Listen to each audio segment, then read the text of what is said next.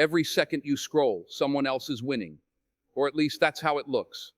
Millions are caught in a loop, chasing highlight reels, a stranger's vacation, a follower count, a perfect body, and somewhere along the way, you stop chasing yourself. Ask yourself this: when did your own journey become background noise? Growth isn't loud, it's quiet. It's waking up early when no one's watching. It's doing the work when applause is nowhere near. But none of that happens when your focus is trapped in someone else's timeline. Comparison isn't just a distraction, it's a thief. It robs your peace, your time, your direction. Studies show that constantly watching others doesn't inspire most people, it drains them. Your brain starts to believe you're behind even when you're not running their race. You begin to feel lost, not because you're failing, but because your attention is everywhere except where it belongs. And maybe, just maybe, the problem isn't them. It's not their success, or their lifestyle, or their pace. Maybe, in this video, we're going to dig deep into the power of focusing on yourself. Not as some overused cliche, but as a system, a discipline, a way out. You'll learn how your attention is being hijacked, why true confidence can't survive comparison, and how shifting your focus inward can transform everything, from your mindset to your momentum. This is about clarity, about strength, about reclaiming the one thing no one can steal: you. Welcome to Unstoppable Ascent. Subscribe now, and let's rise together. Forget the noise. Focusing on yourself has been misunderstood for far too long. People hear it and think selfish, arrogant, lonely. They picture someone cutting everyone off, building walls, chasing goals with no regard for others. That's not strength, that's isolation, and that's not what we're talking about. This isn't about becoming cold. It's about becoming clear. Focusing on yourself means placing your attention where it matters most, on your own thoughts, habits, and direction. It's not ego, it's awareness. It's asking, what am I building? Where am I headed? Who am I becoming? And more importantly, why? Real self-focus has nothing to prove and no one to impress. It's not loud or defensive. It's deliberate. It's measured. It's a process of aligning your energy with what serves your future, not your fears. Psychology backs this up. Research shows that self-focused individuals tend to score higher in emotional stability and long-term satisfaction, not because they ignore others, but because they know themselves. They spend less time chasing validation and more time practicing self-regulation. That matters, because a mind at war with itself cannot create peace anywhere else. Clarity begins when distraction ends, and distraction often wears a mask. Productivity, popularity, perfection, but beneath it is noise, static, unfiltered pressure to keep up. When you pull that attention back to center, things start to shift. You stop reacting. You start choosing. This kind of focus doesn't shut out the world. It simply stops letting the world dictate your worth. Focusing on yourself means you're no longer wasting energy trying to fix people, win crowds, or outpace strangers. Your energy is now working for you, not against you. And that changes everything. The mind is powerful, but it's not infinite. Every day, you wake up with a limited supply of attention, like money in a bank account. Once it's spent, it's gone. And yet most people give it away without even knowing. Neurologically, your brain can only process so much at once. It filters, it prioritizes, it cuts out most of what's happening around you. That's called selective attention. And it's why focus is more than a choice, it's a resource. Cognitive bandwidth is finite, that's a fact. Every notification, every scroll, every comparison, it chips away at that bandwidth. You think you're multitasking, but what you're really doing is task switching, burning mental fuel each time you shift, and eventually you hit a wall. Not because you're weak, but because your mind is overloaded. No focus, no clarity, just noise. Here's where it gets deeper. Behavioral science has proven what ancient wisdom always knew: where attention goes, energy flows. In brain scans, regions tied to motivation and memory light up when you focus with intention. Your attention literally shapes your experience of the world. If it's scattered, your life feels chaotic. If it's aligned, your path feels powerful. That's not magic, that's neuroscience. But there's a trap, something called the spotlight effect. It's the illusion that people are watching you more than they are. You post something and assume the world is analyzing it. You fail once and believe everyone remembers. They don't. People are too busy thinking about themselves, just like you, just like all of us. That illusion fuels fear. It keeps you performing instead of progressing. But when you understand how little they're watching, you start to watch yourself. You take your energy back. You put your focus where it belongs. And that's when real change begins. There's a price you pay every time your focus slips. And it's not small. It's the slow bleed of willpower, the quiet erosion of motivation. When your eyes are always on someone else's progress, you stop seeing your own. You wake up drained, not because you've done too much, but because your mind has been stretched too thin, too often, on things that don't serve you. Distractions are not harmless. They accumulate. Every small interruption, every notification, every glance at someone else's success adds to the mental weight you carry. That weight leads to decision fatigue, a real studied phenomenon. The brain only has so much capacity for choices in a day, wasted on meaningless inputs, and by the time it matters, you've got nothing left. That's how goals get pushed aside. Not in one dramatic moment, but through 1,000 invisible cuts. Cognitive overload follows next. Your brain, overwhelmed with data it didn't ask for, starts misfiring. You can't prioritize. You forget why you started. And the saddest part, you don't even notice it happening. You feel tired, uninspired, lost. But it's not failure. It's friction. It's focus leaking out through every crack in your attention. And in that mental fog, envy takes root. Quietly. It doesn't show up loud or obvious. It hides in comparison. It whispers that you're behind, that they're better, that you're not enough. And the more you feed that envy, the further you drift from your own purpose. Your goals lose meaning because they're no longer yours. They're borrowed, built from someone else's life. This is the cost of scattered focus. You give away your strength. You trade direction for distraction. And piece by piece, you become a spectator in your own story.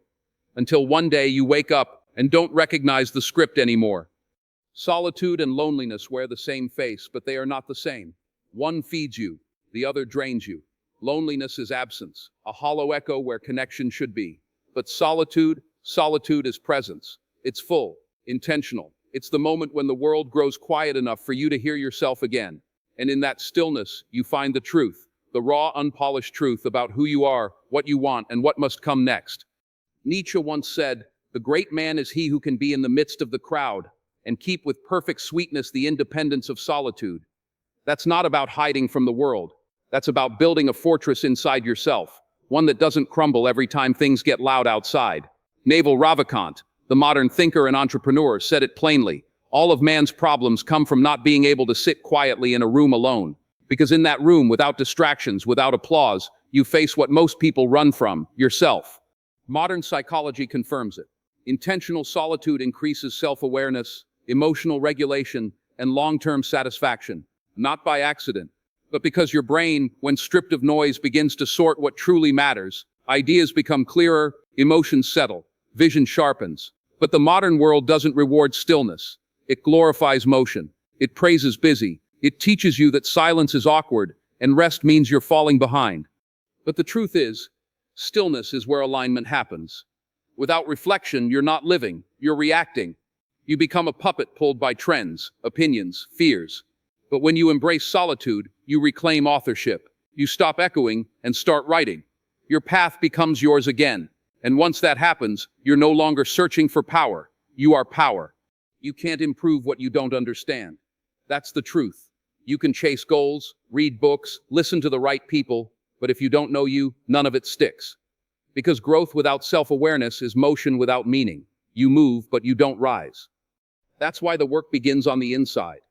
With silence, with stillness, with tools that pull truth from the shadows. Journaling, meditation, self-questioning. These aren't trends. They're instruments, weapons for the mind. Journaling isn't just writing. It's watching yourself from the outside. Seeing patterns, triggers, lies you've told yourself for years. It's how pain gets processed, how chaos finds shape. The pen doesn't lie. It reflects. Then there's meditation, the quiet battlefield. It teaches the mind to slow down, to breathe, to observe instead of react. You sit, and your thoughts fight for attention, but the more you practice, the more space you create between impulse and action. And in that space, choice is born. That's where growth lives. And then comes the hardest tool, self-questioning, asking, why did I do that? What was I really feeling? What am I avoiding? Those questions hurt, but they cut through the fog. And the answers they bring, those are the bricks you build on. Science backs it all. Studies link self-reflection to emotional intelligence, resilience, and long-term fulfillment. Because the more you understand yourself, the less you sabotage yourself. You stop blaming, you start correcting. You stop chasing approval, you start building alignment. Growth isn't random, it's rooted. And the deeper your roots in self-awareness, the taller you rise. So ask yourself, not just who do you want to be, but why? And are your choices moving you closer or further from that person? The mirror is waiting, so is the work. Most people chase approval. Few ever build self-respect. That's the shift. That's the difference between those who burn out and those who break through. External validation is loud, addictive, temporary. Internal drive, that's quiet, relentless, permanent. One fades when the applause stops, the other rises when no one's clapping. It starts with motivation. Not all motivation is equal. Research from psychologists like Edward Deci and Richard Ryan shows this clearly. Intrinsic motivation, the kind that comes from within, is the most powerful fuel for performance, creativity, and long-term resilience. Extrinsic motivation, rewards, likes, praise, feels good in the moment, but it fades. You're only as strong as your last hit of validation. You keep running, not for the goal, but for the next round of approval. And when that stops, so do you. But when your focus turns inward, everything changes. You stop asking, do they like me? And start asking, do I respect myself? You stop performing and start becoming. Because real confidence doesn't come from being seen, it comes from being solid. Knowing you showed up, knowing you stayed honest, knowing you built something that reflects who you truly are. That kind of identity doesn't shake, doesn't bend to opinions, doesn't disappear when the world turns away. It stays, it builds, and the more you feed it, the more unstoppable you become. That's the difference between an image and a foundation. One impresses people, the other holds you up when everything else falls apart. And if you're not choosing, the world will choose for you. It'll decide your worth, your pace, your direction. But the moment you shift, the moment you decide you are the measure, that's when you stop chasing approval and start living with purpose. Time isn't money, that's the lie they sold you. Time is life, and every minute you give away without intention is a piece of your life you don't get back. That's not business, that's blood, that's breath. The most self-focused people know this. They guard time like it's gold because they understand the truth. Without control of your time, you have no control at all. Boundaries aren't walls, they're weapons. They're how the focused say no to noise, so they can say yes to purpose. Routines aren't cages, they're clarity.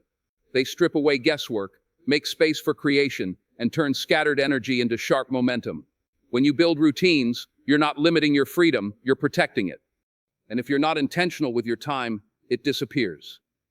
Not all at once, but slowly, silently. Parkinson's law proves it.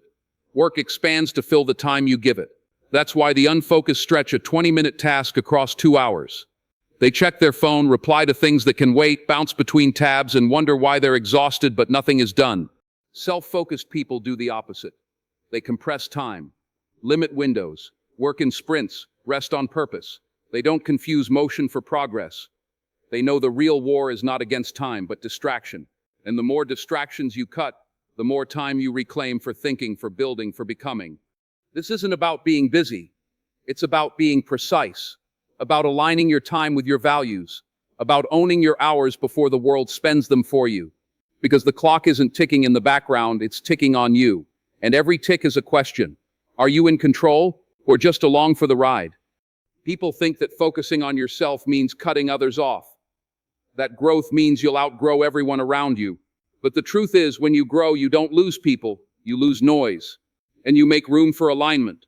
Because when you start honoring who you are, the wrong ones fall away, and the right ones finally see you. That's not loss, that's elevation. Self-focus doesn't make you colder. It makes you clearer. It gives you emotional availability, because you're no longer drowning in your own chaos. You can listen, because you've already heard yourself. You can show up because you're not hiding behind a mask. You're not seeking validation from others, so your love stops coming with conditions. And that creates safety. That creates depth. The strongest relationships aren't built on need. They're built on wholeness. When you lead your life with clarity, with strength, with purpose, people feel that. You don't need to beg. You don't chase. You don't convince. You move. You grow, you live your standard, and those who are ready will rise with you. The rest will fade, not because you pushed them, but because your light was too honest for their shadows. That's how leaders live. Not loud, not desperate, but grounded, rooted, leading by example, not by demand. When you focus on yourself, you bring the best version of you into every connection. And that version, that clear, healed, whole version, draws better energy, healthier love, real respect. So no, you don't become selfish when you grow. You become responsible. You stop bleeding on others and start building with them. That's how relationships evolve. Not by forcing people to match your pace, but by walking so powerfully in your own. They have no choice but to level up or step aside. Focus without action is a fantasy, but focus with discipline, that's fire. That's the engine behind every breakthrough, every reinvention, every climb out of the dark. Discipline multiplies results. It turns 1 hour of deep, deliberate work into more than 10 hours of scattered effort. Because when you go all in, with no noise, no distraction, you enter a different zone, a higher frequency. That's where progress lives. Cal Newport calls it deep work. The kind of work that demands your full attention and returns high value. The world resists it. Social media fractures it. But if you can claim it, if you can carve out space for it, you move faster than most people even realize. Not by doing more, but by doing it better, deeper, cleaner. You cut through the surface and get to the source. That's how progress compounds. It's not dramatic at first. In fact, most of it is invisible. Nobody sees you waking up early, turning down distractions, choosing the grind over the scroll. But every choice adds up. Every rep builds a layer. And over time, that consistency becomes unstoppable. Not overnight, but without question. Self-focus isn't sitting still. It's not waiting. It's building in silence, in private, in moments no one applauds. It's choosing purpose over pleasure, process over praise. It's knowing that real progress isn't loud. It's subtle, disciplined, earned. And by the time the world notices, it's already too late because the foundation's too strong to break. That's how the focused rise. Quietly, powerfully, not by chasing the spotlight, but by becoming the fire that no one can ignore. In a world built to steal your focus, choosing yourself is rebellion, and it's power. Every time you say no to distraction, every time you turn inward instead of outward, every time you choose growth over noise, you take the wheel back. You stop running in circles, and you start walking your path. This journey isn't about proving anything to anyone. It's about becoming everything you were meant to be. Not someday, not when they notice, but now, quietly, relentlessly, truthfully. Your only real competition is who you were yesterday. If this message hit something real inside you, like this video and subscribe to our channel, Unstoppable Ascent. We're not here to entertain, we're here to wake people up. Let's rise, together.